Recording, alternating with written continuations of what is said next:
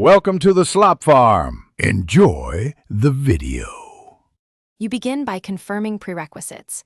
Groview firmware is current and your phone OS supports Bluetooth Low Energy. Once done, power Groview and keep it within 1 to 3 meters. Next, enable Bluetooth and location on your phone so the device can be discovered. Open the Groview app and sign in or create an account. This registers the device to you.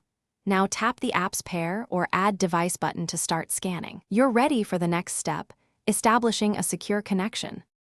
You should see Groview appear in the app's scan list. Select it and verify the MAC prefix matches the label on the device to avoid wrong pairing. If the app prompts, enter your Wi-Fi SSID and password. Use a 4 GHz network for best compatibility because many EOT radios don't support 5 GHz. Watch the device LEDs. Blinking blue means pairing is ongoing, and a solid green means network join succeeded. Once connected, the app will confirm and sync device settings automatically. Finish by running the app's initial calibration and sensor checks so readings are accurate. This also confirms stable comms. Make sure notifications and automatic updates are enabled and back up your settings to the cloud to preserve preferences. If something goes wrong, start with simple fixes.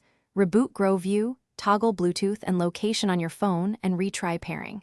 If the app allows, try manual PIN entry shown on the device. If issues persist, note error codes and contact support with device MAC and firmware. Thanks for watching. Consider subscribing if we helped you today.